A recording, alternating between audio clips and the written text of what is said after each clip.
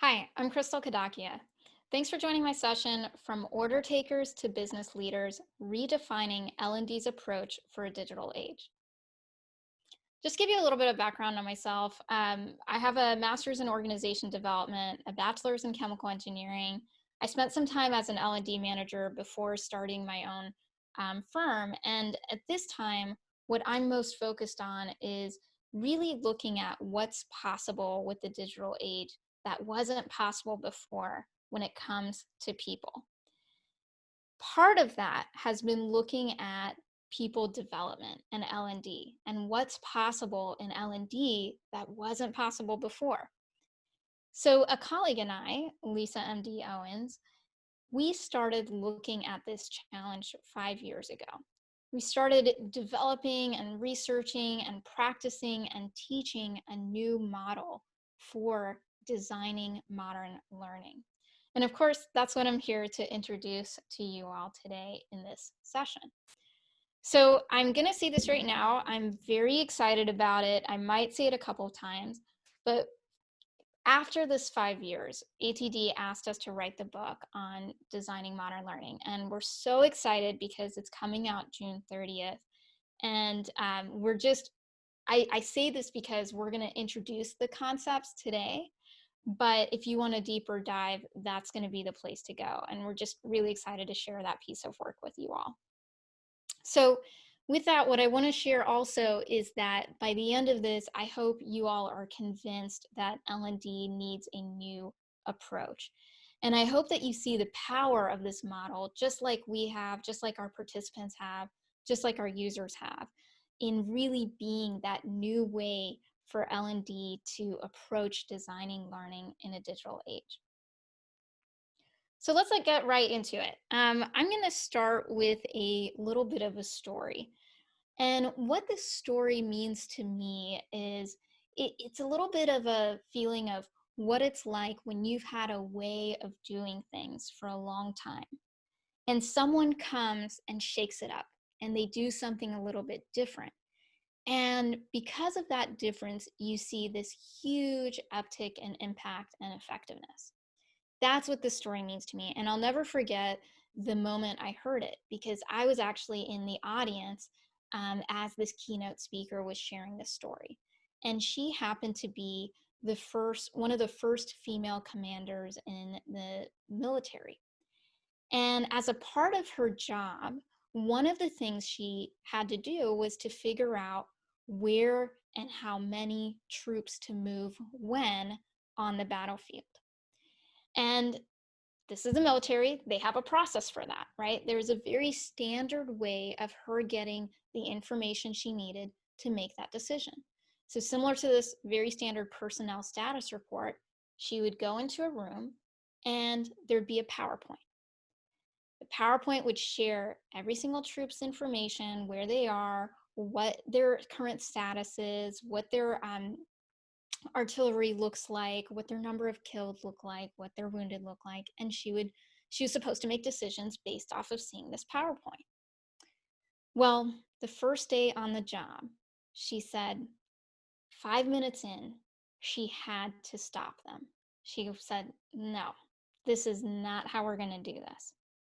This might be the usual way of doing it, but this is not how I'm going to do this." And she changed it up. She said, "We're going to do this again tomorrow and we're going to do it differently. What I want to see is the picture of every troop leader and their second in command on these walls." And it covered all four walls. And she said, "When you share that information with me, we're going to walk over to this picture and we are going to talk about it in this way." Now, this is really interesting because she was intuitively grasping something that, again, has many parallels to where we're at with L&D. She was understanding that there was a usual way of delivering information, but it wasn't the only way that was possible. And she needed something that wasn't just giving her the information, but was giving her a learning experience. And with that learning experience, it was something that would empower her to perform on the job, to do her job as a leader better. And this way of doing it for her is what empowered her to do that job better.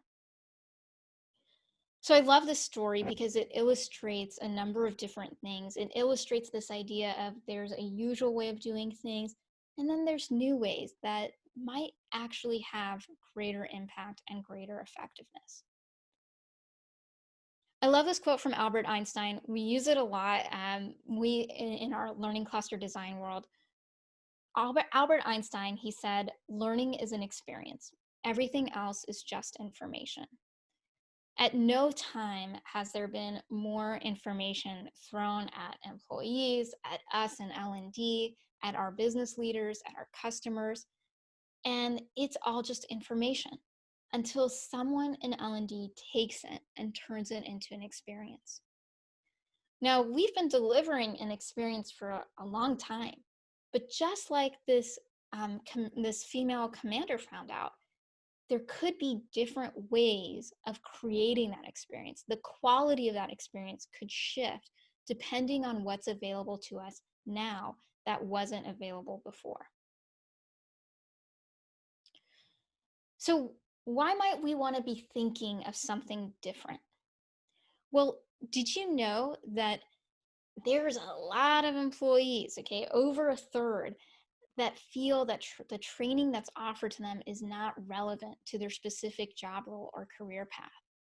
A third say that current training programs were not a productive use of time. And a third also say that the materials in their training sessions were not interesting or engaging. There are many more statistics like this. You guys see them all the time. We see it in our state of L&D industry reports all the time. There's something about L&D that's not quite meeting the needs of our business and our learners today.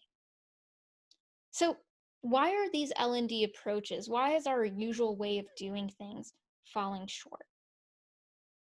Well, when Lisa and I started looking at this, we first started by really looking at how our context is changing. Okay, when you want to start addressing a problem, if you just go in randomly without really understanding the context, you don't create solutions that really work. So for us, we really needed to dimensionalize and grasp what's actually changing in this reality. And we looked at it in terms of what's changing for our end users or our learners, and what's changing for our businesses, what's changing for our stakeholders, the people who are asking us to do this work. So when you think about those shifts for end users and you think about the digital age, consider how we all learn personally, just on our own time. So much has changed. Of course, when, where, and how learning happens has changed. We might have always gone to the classroom or an event or a kind of a fixed curricula in the past in order to learn. Well, today we're not really confined to that. Who creates and delivers training has changed. There used to be a set of experts that we'd go to, and today anyone or everyone on the internet could be seen as an expert and deliver a learning experience. How we find information has changed. Back in the day, you think about when you needed to learn something, how would you go do that? Well, you'd probably have to go to the library and look at the card catalog and find a book on the shelf and find the page that that information was on. Today, you would just Google it. The immediacy, the instantaneous nature of finding the right information definitely shapes learning experiences today. And of course, how we ensure information is reliable has changed. Before, there used to be gatekeepers to tell us that something is quality versus not. Today, those gatekeepers, it's much more democratic. It's a very crowdsourced, rating-oriented culture of figuring out whether something is quality or not. So those are all of the shifts, or some of the major shifts for our learners that we found. That's what we think about when we think about what are our end users expecting differently because their context has changed. Well, What about our business, our stakeholders, the people who are asking us to do this work? A lot's changed for them too in our digital age. The pace of change has changed. Okay. When you think about innovation cycles and product cycles, business is one of those places where change is now considered a constant. And the question really is, well, can talent keep up with all these new changes and new products we're unveiling at our pace? Work has become global and, of course, become remote with the digital age. Do we have the soft skills to support that? Are we teaching those skills? What about demographic shifts? We're seeing a big shift as people start to retire of core knowledge leaving the organization. How are we transferring that knowledge to the rest of that organization? How are we storing it? How are we keeping it alive? And finally, the type of work businesses ask their employees to do is changing as well. It's no longer just about the routine technical skills, it's much more about complex capabilities, strategic capability, relational capability, creative capability. And again, how are we teaching that in our organizations? So, those are some of the shifts that our businesses are experiencing. We are somewhere in the middle. We are stuck in the middle. We're trying to make sure we meet the needs of our end users and we're respecting the needs of those who've asked us to do this work. This is our context. And yet we haven't really quite evolved. We haven't quite made the leap. And when you look at all these shifts, when we looked at all these shifts, it became very clear why L&D's reputation and our impact is coming up for question. We haven't yet responded to all of these shifts. What we fundamentally found was that there is an issue with our traditional L&D models. And that issue is that they are wired. It's fundamentally ingrained as an assumption in those models that the job of L&D is to create one learning asset at a time in order to meet a particular learning goal or capability gap. Okay, be it a training program, a set of videos, an e-learning, traditional L&D models assume that that's L&D's job. We're creating one thing and we're figuring out what's going to go into that one thing and what's the best way to piece together that one thing. And yet, again, if you think about just the last time you personally were trying to learn something, is that how you chose to learn? Probably not, because what we found is that modern learners are using multiple assets across time, place, methods to meet that exact same learning goal. And that's because it's possible now. They don't have to wait for the event on their calendar or access just one resource when they have a need. They're used to, and it's faster, it's more efficient, and it helps deal with the complexity to access many different assets depending on what they need at that moment. Gustafson and Branch, they're a set of researchers who surveyed a bunch of instructional design models. They did a review of over 40 different design models. And one of the things they said is that the more compatible the theory and philosophy are to the context in which a model is to be applied, the greater the potential that the intent will be achieved. In a nutshell, this is the problem we found with L&D today. Whether we're talking about ATD or SAM or Agile or even design thinking, these theories and philosophies aren't based on this context of modern learning uses multiple assets. Modern learning is not about time and place or one controlled unit of learning. Modern learning is much more broad across the flow of work. So if you start to redesign or reimagine a learning model based on a different theory or philosophy, what could happen? How much better could we achieve our intent? So take a moment to pause and to reflect. What are some of the biggest problems you see with the way we've always done L&D? Feel free to jot some notes down. How have those problems limited your organizational effectiveness, your impact? What are some of the common complaints or resistance you hear about L&D and L&D's deliverables today?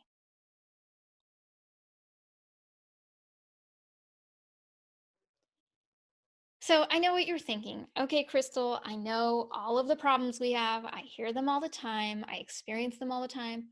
What's your big solution? Well, this is the solution that Lisa and I started developing 5 years ago and have practiced, taught it. We've continued to iterate and develop it. Of course, modern learning changes every day. So we build on this. And it's called the Owens-Kadakia Learning Cluster Design Model, or for short, LCD.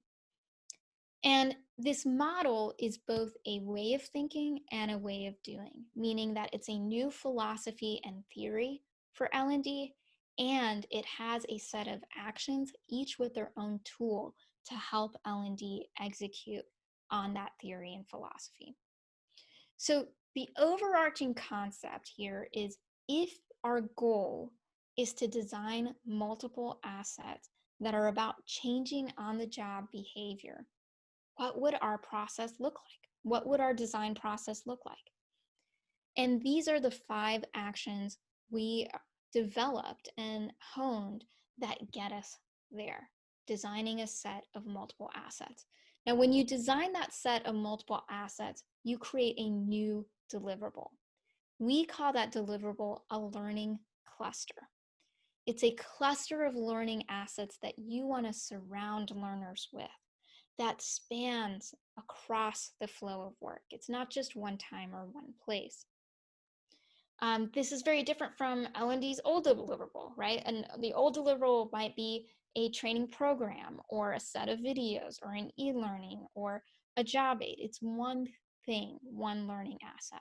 When you design that set, we call it a learning cluster. So I'm going to go through and introduce each of these actions. Again, we have ways for you to get a deeper dive. But let me just summarize really quickly the theory behind this. With the OKLCD model, our goal, as I've mentioned numerous times, is to design multiple assets. And it's about designing for both planned and unplanned learning moments. So when the learner has an unintentional need that comes up, L&D has provided something for them within this learning cluster that meets that need. And at each of these actions, we're consistently tying back to who the learner is and what is the business goal we're trying to achieve. That's a bit different than our traditional instructional design models. Again, Lisa and I have done the research on this. We've really benchmarked these different ID models. And underlying those models, the goal is to design a single learning asset, and it's really addressing planned learning. Performance support, things like creating job aids or maybe that reminder or that app, it's considered optional. That's not how we see it in our model, because those items are learning assets. They're things that someone would equally use to learn, because that's how modern learners work. So with that, let's get into the change on the job behavior action. This action is all about breaking one of the biggest L&D limitations. And that limitation is that our learning objectives, our traditional terminal and enabling learning objectives, they're all about targeting end of learning asset performance. So think of that as your training program. By the end of this classroom training, you will be able to X, Y, and Z. Well, that's great. That's definitely something we want to write out and articulate and understand. But is it really giving employees and the business what they want? Do they care about what they can do at the end of the set of videos they just watched? Or do they care about what they can do back on the job? So we break through this limitation right away and upfront. We created a new layer on top of our terminal and our enabling objectives called the strategic performance objective. And that's because we are shifting our goal to not just targeting end of learning asset performance, but to changing on the job behavior. And this strategic performance objective articulates the business pain and the on the job behaviors, and it connects the two. So the reason why this is so important, the reason why this really breaks through this L&D limitation is because we go where we focus. When we say our goal is to create a training program, when someone says, hey, L&D, create this training for me, here are the kinds of objectives we really start to create. We really start to achieve things like getting attendance, getting mastery, but in our controlled environment, passing tests, regurgitating what was learned, and ultimately one and done training events. When we shift our focus to saying, hey, our new goal is to change on the job behavior out there, outside of the learning asset, now we start to try to achieve something different. We try to achieve epiphanies or lightning or aha moments, no matter when or where or how they might occur. We target behavior change, perspective change. Really, what we're doing is we're giving ourselves permission to design more than just one training program, but to design multiple assets. And we're holding ourselves accountable for driving on the job change, which is what our employees and our business really want. So just take a look at the difference. Here's just a typical terminal objective.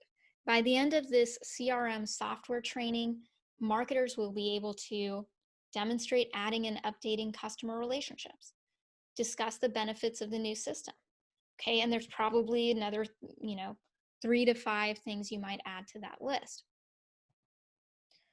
Well, here's what a strategic performance objective looks like. That again doesn't get away from terminal and enabling objectives. You still have those, but you have those for each learning asset. Our strategic performance objective is for your set of learning assets. And it sounds a little different.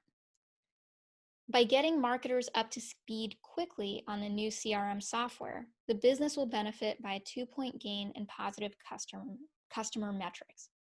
In the workplace, now here's where we see the on-the-job behavior change. In the workplace, marketers will access the old database less frequently after 5 days beyond the go-live date, and each team will agree to sign off on archiving the old system within 1 month of the go-live date. Now, I know many of you have experienced technology changes, so the fact that we're targeting people signing off on, hey, we're not going to use the old system anymore within a month of a go live date, that's huge. That's a really big change. And so what you're seeing here is the power of connecting a business goal with on-the-job performance change and saying with our learning cluster, our set of assets. Which of these 2 options, left or right, do you think is going to be of interest to your stakeholders and even to your employees, right? It's not rocket science. I hope you're saying it's the right one. So let's take a moment to reflect. And again, I encourage you to jot down some notes. I mean, in our workshop, we really give people a chance to work on their current projects, and coming out of it, they get a whole learning cluster based on just going through these actions. So think about a capability gap you're currently working on. When you think about it, what was the real pain the business was experiencing that led to that capability gap, that initiative you're taking on? Now, that pain could be something big, such as a real ROI figure. That's really where we'd like to get. Things like operating costs or turnover figures, really big business metrics you're tracking. And it can include smaller pains, such as maybe you want to reduce calls to the IT help desk, okay, because people know how to do this better. So think a little bit about the real pain the business was experiencing that led to that capability gap.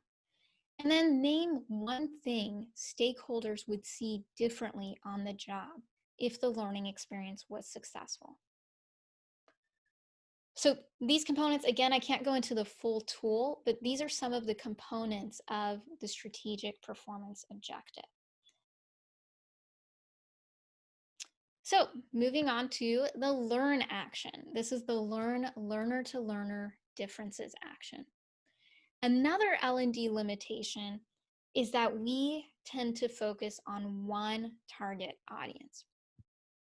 When we focus on one target audience, we're thinking, okay, we're going to create a one size fits all learning. Okay, we're going to definitely keep this target audience in mind and their characteristics, and what we create is going to be great for them. Except that within our target audience, there's differences, and one size really doesn't fit all. So that's what we break through in our learner to learner differences. Instead of focusing on one target audience, we break down that target audience into meaningful learner personas. And our tool helps us dimensionalize who are the learner personas we want to focus on, and what are their contexts, what are their realities that matter in terms of learning assets we'll be creating for them. So now we're going one level deeper than target audience. We're really creating personas within that target audience and connecting intelligently learning assets that make sense for those personas. So let me show you what that looks like. And this is coming straight from the book. Okay, when you take a look at scenario one is kind of what we typically would do. Maybe we say our target audience is safety leaders. You're in a manufacturing type of organization. Now, as you think about these safety leaders, you think, okay, well, they're working on safety programs, safety initiatives. We want them to get some practice, maybe some things we could include in our design, our role plays. They're leaders, so maybe they might want to exchange ideas from a social learning aspect, and maybe we can give them a physical job aid to take with them. Okay. That's scenario one. Now in our LCD model, here's scenario two. Using our tool, going through this action, we identify some target learner personas. We realize that, wow, there's a pretty big difference in our safety leaders depending on whether they belong to an Eastern culture versus a Western culture. They look at safety a bit differently. And depending on what kind of plant they're in, maybe a plant is predominantly a chemical plant versus a mechanically oriented plant versus a power plant. So now, based on these personas, we start to think differently about those learning assets. Depending on that location, we might have particular hazard content and we might ignore others. We might have different range of role plays. We might provide particular job aids and learning assets to particular locations. Now, again, when you take a look at this, which scenario do you think is going to create more confidence for you, for your stakeholders, for your end users, that the learning design will in fact work? So now take a moment to reflect back on that same capability gap that you're working on. Who do you think contributes the most to that business pain we were talking about in the change action? Who, if the gap was closed, would contribute the most to achieving those targets in that change action? This is just the first question we ask in our tool because it gets you thinking about who the most important learner personas are. One of the things that we often see is people talk about learner personas and they're just kind of generic personalities.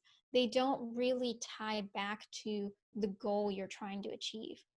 Something very important about the LCD model is that each action builds strategically and intentionally upon one another.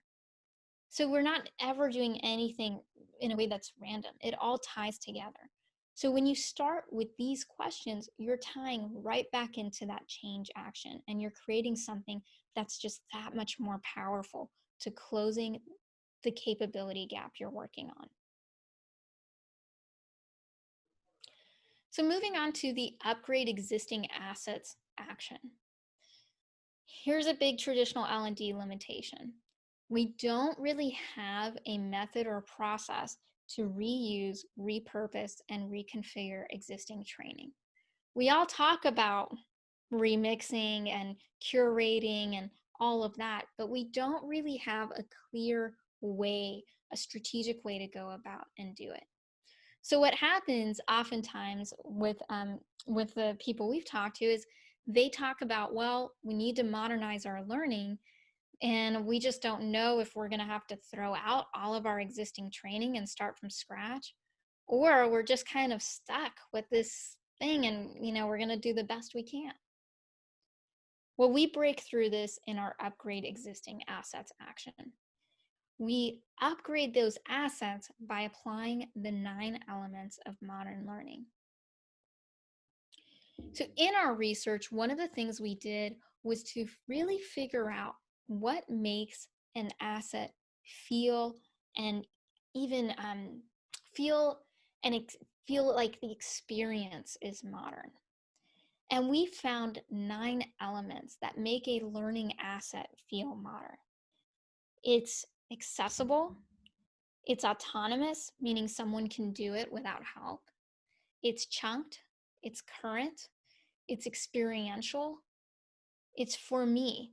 It feels like it's based and delivered on learners' preferences. It's hyperlinked.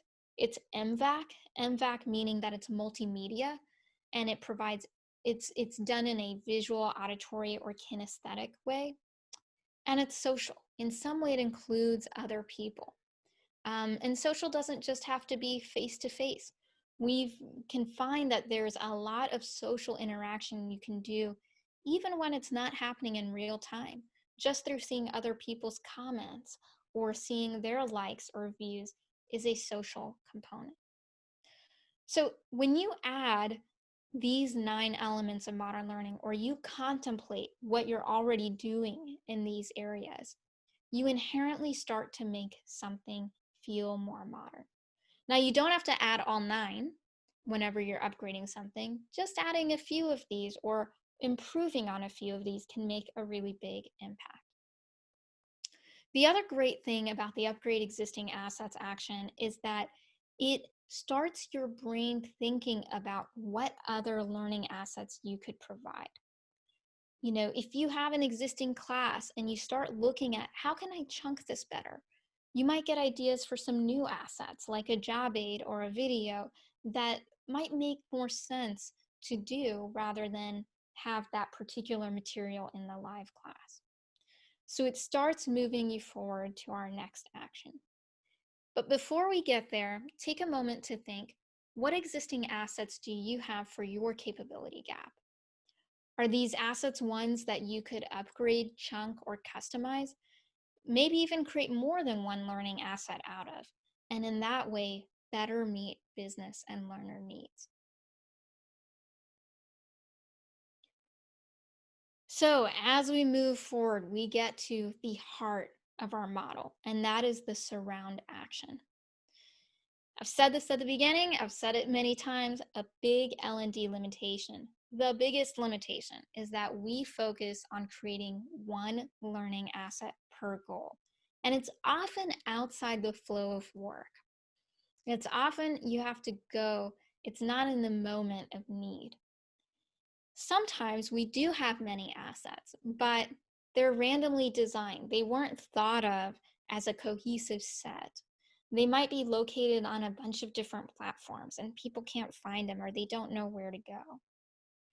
This is what the OKLCD model is all about. It comes down to this action. The breakthrough here, of course, is that we're designing a set of meaningful assets across those moments of learning need, across the flow of work, and we do it by acknowledging social, immediate, and formal ways of learning. The first 3 actions that change on the job behavior, learn learner to learner differences, and upgrade existing assets, these all provide, the outputs of those provide all the input you need to create a learning cluster. So again, I wish I could show you the tools for each of these. There's just not enough time. I really encourage you to do that deeper dive. What I can show you is the output and the impact this has. Um, Bluescape was one of our participants in our workshop. They're a software company, and they had their full L&D team, which at the time was 2 people, join our workshop. And when they came to our workshop, they brought one of their existing learning initiatives, and in those 2 days, they redesigned it into a learning cluster. When they went back to work, they presented their learning cluster to their stakeholders, and everyone was sold. They were like, this makes so much sense. And that was a reaction they had never gotten before. Most of the time, there's a lot of questions around, well, is this really going to work? Is this worth investing in? This one was just like, wow, this makes a lot of sense. So, with that buy in hand, they went ahead and implemented their learning cluster, meaning they'd already had their change on the job behavior, their strategic performance objective outline. They had their learner personas. They'd looked at their existing assets and figured out how to reconfigure them. And then they actually created a set of learning assets that spoke to those learning personas, those learner personas. And what they actually created on the front end was a new persona-based portal for their end users. And each of those personas had their own learning pathway. So now a user, an end user for Bluescape, could go on this portal and see, well, who am I? What am I planning on using the software for? Oh, okay, I'm a presenter. Let me go into presenter, and they would see the learning content that just makes sense for them, presented in a variety of ways. Here's the impact it's had. Now, this team of 2, because of the success of just this one learning cluster, they've gotten funding for 4 more training specialists. And they built a brand new recording studio, so that way they can keep on creating more learning videos in their case. Not only that, this portal is so cool that Bluescape has actually considered making it a paid product for their customers to use. This is unheard of, right? When you think about L&D, how often is L&D so successful with just one initiative that they get funded for more L&D employees on the team, new equipment, and they're even contributing to the business? This was all with one learning cluster, and it was a big shift. The L&D director, he put it this way. You can read the full quote, but before LCD, everyone thought of training in a very formal way. That formula where you go on site, you deliver some training, you leave, and you hope it works, right? How many of us can agree with that? We just hope the training worked. Well, with learning clusters, because they're accommodating all these different points in time, those moments of learning need when folks are using Bluescape applications, it just made so much more sense, and it got them the impact they needed. So that's just what happens when you deliver one learning cluster. Imagine if you were closing all your capability gaps with learning clusters, with a set of learning assets that were meaningfully, strategically designed across your learner's flow of work. So take a moment to think back to who had the biggest pain in your capability gap. What's 1 or 2 learning assets that might fit their flow of work or align better with the moment in time that they're trying to apply that skill? So just think about, what is the reality of that learner? And is there a learning asset that might make more sense for them?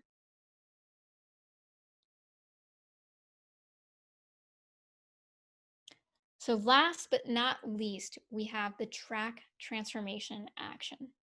This breaks through one other final L&D limitation, and that is that in our traditional L&D models, we really can only measure learning effectiveness at the point of instruction.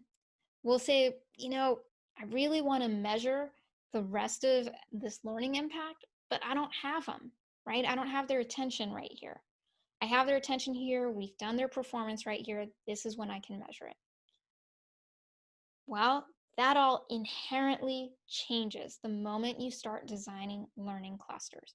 Because now you've got learning assets spreading across the flow of work, maybe even all the way to the moment of learning need, the point in time when they need to apply that capability. So now you can truly track transformation. You can truly prove the worth of the L&D investment in creating these learning clusters. You're measuring the impact of the learning cluster, as well as you can still measure the impact of individual learning assets. Everything we've talked about today is really a build on what L&D is already doing. It's just integrating it across these assets very intelligently, very strategically. So at the end of the day, with the track transformation, you're really able to see what was the impact on the job, which of course brings us right back to our change on the job behavior action at the very beginning. And we often say if you've done that change action really well, the track action is going to be pretty easy for you because you already know what you're going to be tracking, that business pain and those on the job behaviors.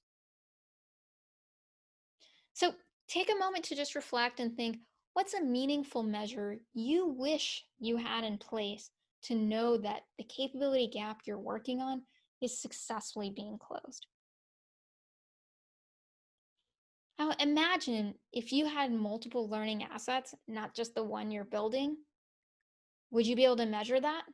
Would it make it a more meaningful measure? Would it make it a more meaningful tracking exercise? Great. So here's the bottom line.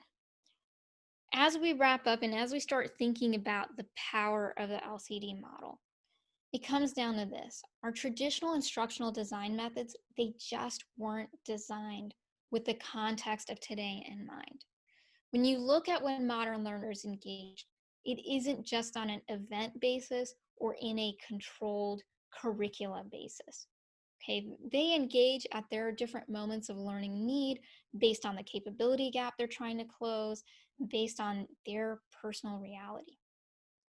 So it's okay that our traditional models weren't designed in this way. They're still useful. They're definitely useful when you're trying to design individual assets. But we need to evolve to thinking about how can we intelligently and strategically design a set of assets across that flow of work. And guess what? It's okay, but we don't have to accept those limitations. We have a new reality and we can change it.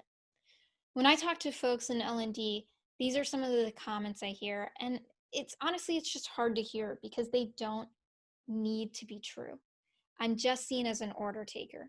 People assume L&D is just about sending people to a training. I don't know if my work is really making an impact. L&D budgets are hard to get because ROI is so hard to show.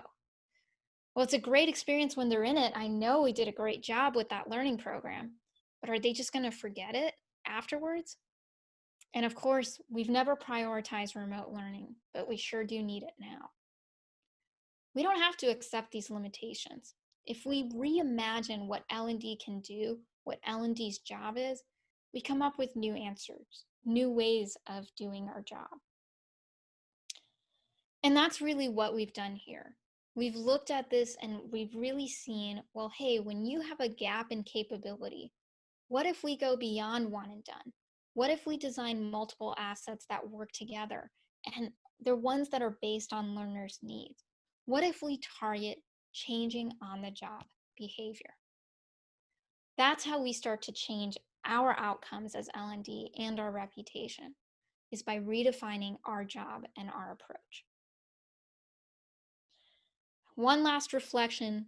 Do you feel convinced we need to redefine L&D's approach for our digital age, our digital context?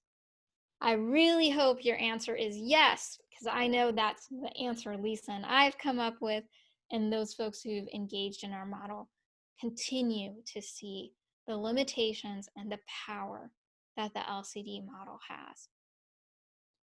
So our vision is to spread the model to as many organizations as possible. We want learning clusters to be the norm. We believe this is the best way to serve learners, our businesses, and really evolve the L&D industry, bring us all into the digital age, really catch us up. So there's a couple of ways that we want to support you in helping to spread this model. One, I've already mentioned, I'm so excited that the book is coming out June 30th, and you can upskill your team. It's a much deeper dive. It's a really great how-to that goes in depth into the actions, the tools, providing case studies, and you can really upskill your team with that. You can pre-order that. We also have a free chapter, if you're still not convinced, available at the website. And you can also learn through practice. So some of us learn in one ways, others learn in other ways, and we've got different needs. You might be ready to deliver a learning cluster today. And one of the best ways to do that is to have an embedded partnership. We have consultants who are masters in the learning cluster design model, and you can really learn by doing and start really delivering learning clusters now. Because really, why wait?